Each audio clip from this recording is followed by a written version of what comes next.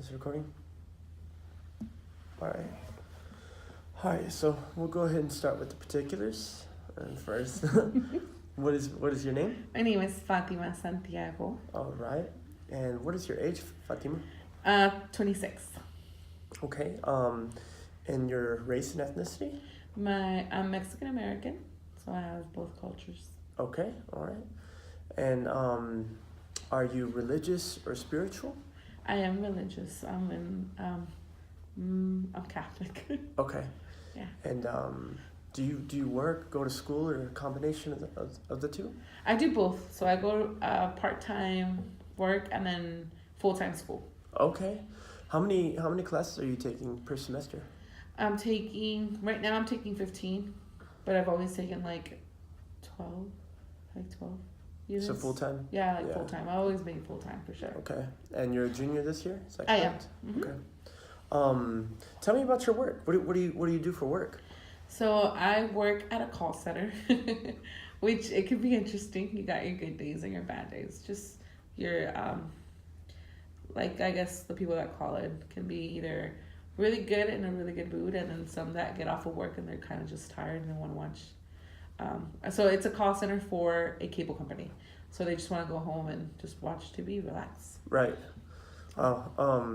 I bet you spend a lot of time talking on the phones. I do spend a lot of time. And dealing with probably a lot of different personalities and people. Lots. So, well, how do you usually feel by the time you're done with all of that? I'm sure it sounds like it could be pretty exhausting. It can be very exhausting, but I always take it as kind of just preparing for the future. There's going to be times where you're going to be dealing with good people, and then there's going to be times you're going to be dealing with good people, but they're just in a different mindset at that particular time. Right. So it's kind of how I influence myself during that time, and I try to do it positively. There are the days where it's kind of like, oh my gosh, I'm so tired, and like I don't really want to talk to people. But sometimes I'll take time and I'll just recuperate, and then I'll come back and everything's okay. Right. It's all about how you frame it. Exactly. You know? Yes. Yeah. I admire the optimism. Thank you. Yeah. No. Okay. Well. So yeah, it sounds like you know, you have quite a bit going on. You're certainly a very productive person. Do you are you involved in anything with school as well? I am involved. So I'm in the sorority at this time, and then I'm also involved with the Native American social work group. So two, and then I'm very involved with sorority, but I'm kind of not that much involved with the Native American social work group. It's just like the time that they have like their social, like their meetings and stuff like that. I'm usually at work. But I do try to go to like the volunteering that we have to do a part of the organization, so I'll do that. So their meetings conflict with your schedule? Yeah, just a little bit. Like. Yeah. Yeah. Well, even regardless, it sounds like you do your best to do what you can and maintain that affiliation. I try to look at like in the sense of that I'm not able to give 100%, but I am able to give to where they really sometimes need it. Right. Where they need people to like go and like be a part of either if it's like community like pick up trash or whatever it may be, or if it's just like giving handouts back to the community. So, right. Yeah, but I'm sure I'm sure there's got to be a way that they understand too. You know, you do what you can. You know. Yeah, they do, and they acknowledge that too. There's a lot of us that work as well, so they do try to like understand. Right. Well, that's always it's always good when you have people that can do that. It kind of makes it easy as far as like the pressure from time to time. So yeah, well it's it's nice to be able to know these things and figure these things out and get to hear these things about your life. Like you sound like a very productive person that enjoys being affiliated and a part of a lot of different things and associations. So that's really cool to hear. So with that being said, what would you describe as being a major life transition that you've made in your life? I would have to say coming back to school would be a major one. It was difficult to get back to school because of how I was feeling with myself. So I didn't really feel like there was a need for me to go back to school. Or it might have been just that I didn't really find the purpose of being in school. That was a transition that I kind of went through. Could you tell me a little bit more about that? Was there like a block where you like a gap in the time that you were going to school, or? So I was going to school when I graduated high school. I remember that I didn't really want to go. I didn't see the purpose of it. It was during that time that the mini recession had started. It wasn't even mini. It was like part of that recession was still there, and a lot of people that were like highly educated and had their degrees and all that stuff had no jobs. So it's kind of just like, I'm just gonna be part of that job, like kind of like that labor system, and just like go for it kind of thing.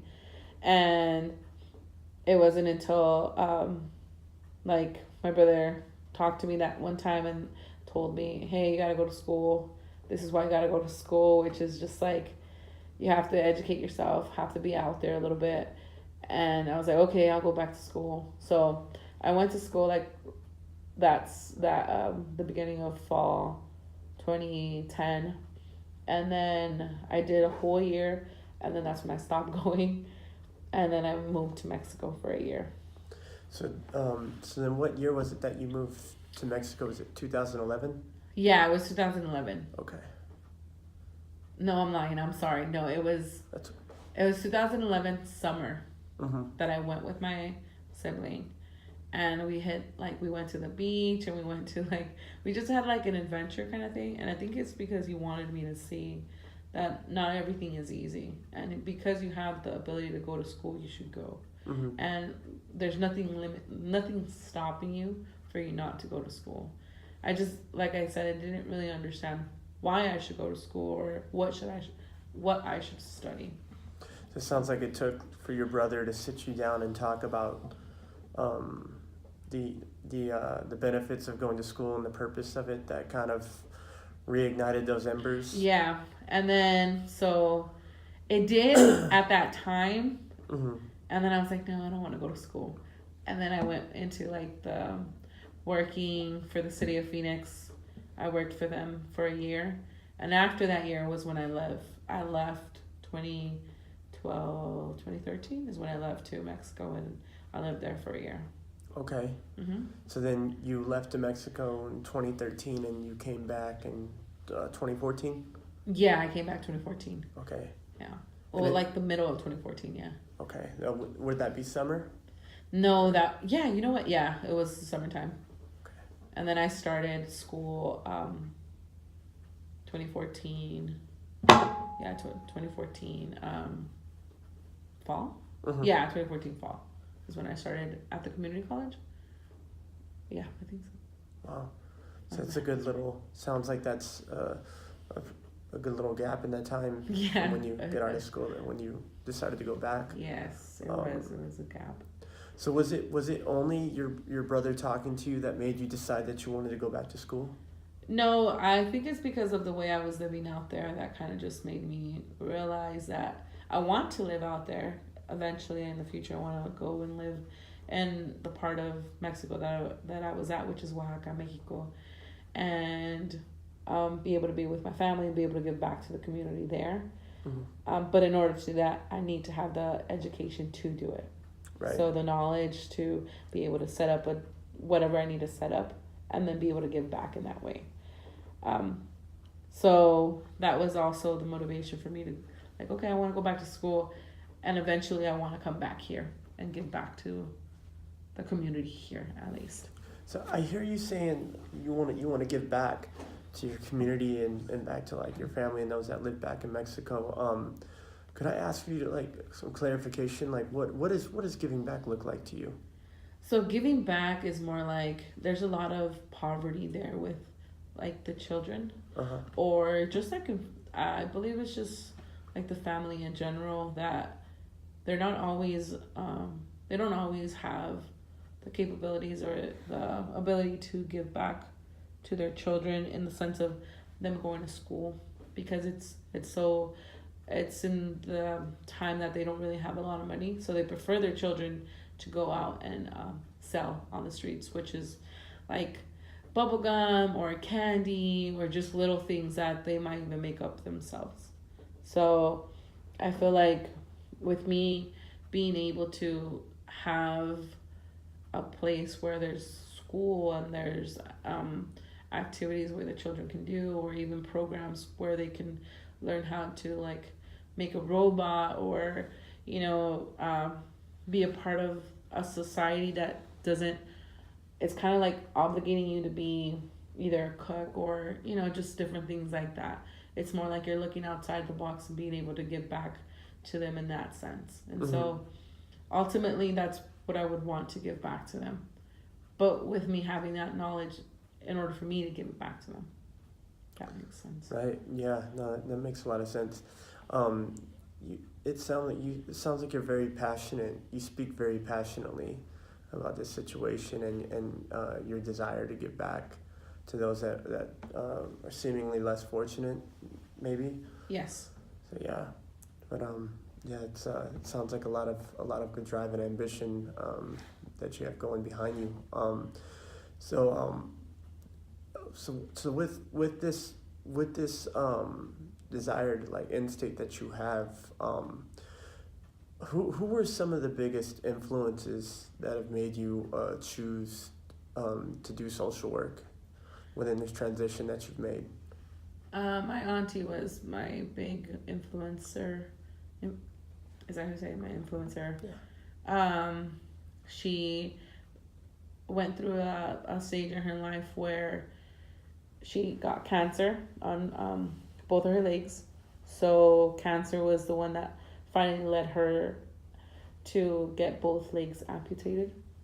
And she was part of a program where they helped her get out of the depression that she was in when that happened, of her losing her legs, and kind of just motivated her to be a part of the community in a different way.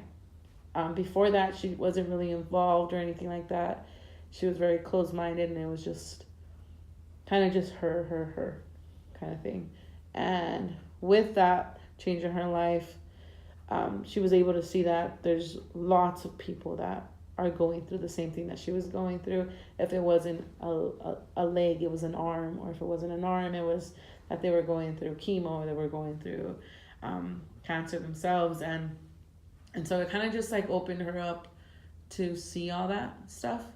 And the people that were helping her, which was like the social work and then the doctor that was able to make a difference in her life, kind of opened my eyes up to like me wanting to do something like that.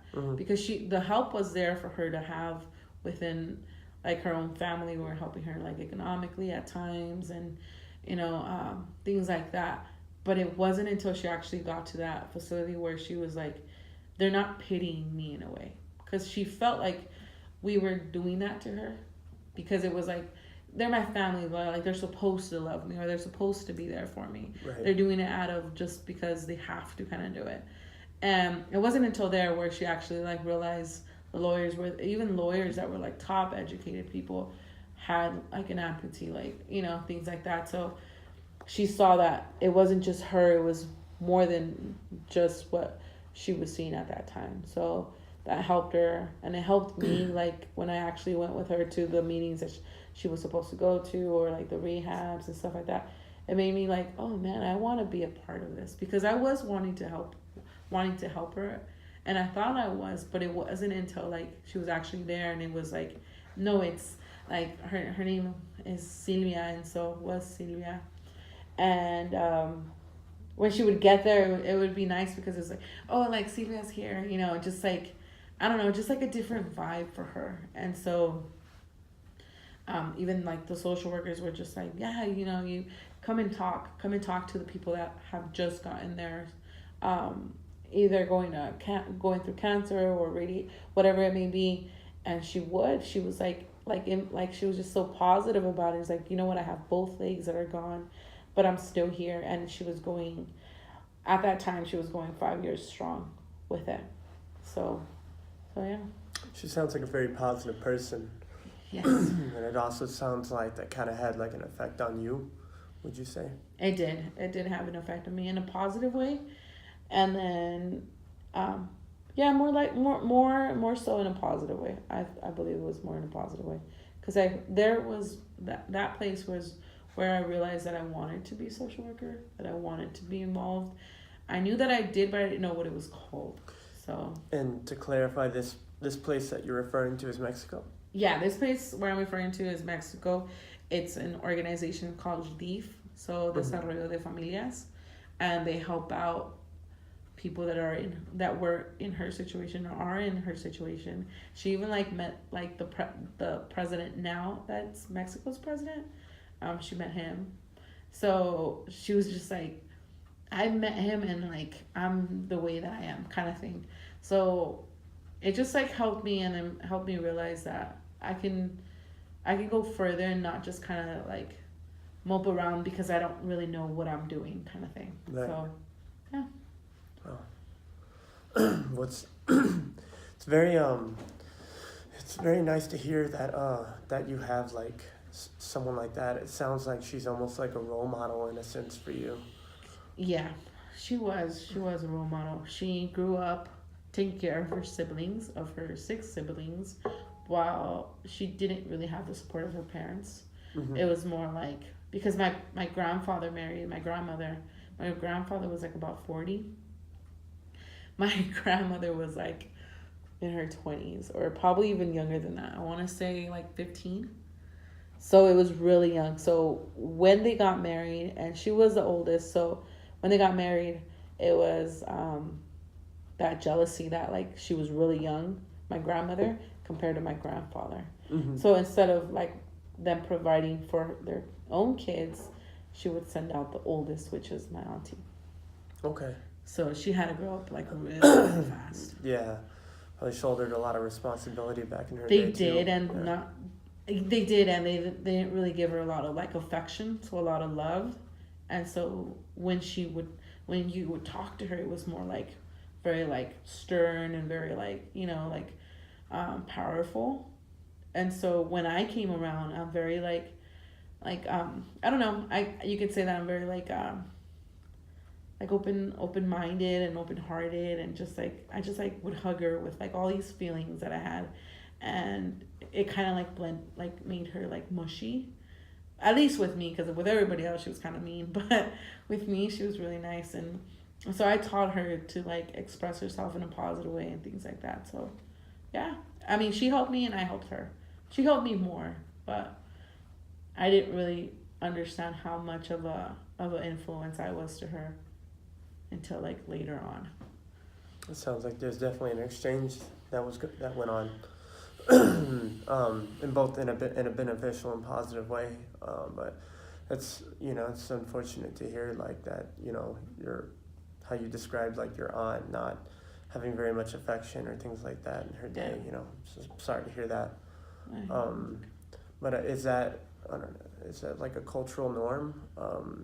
Back then it was, but you know what? No, I don't believe so, because I have this mindset now, I think, because of the knowledge that I have and then the time that I've been in different places, that you might have had it when you were younger, to where you had that bad experience and things like that.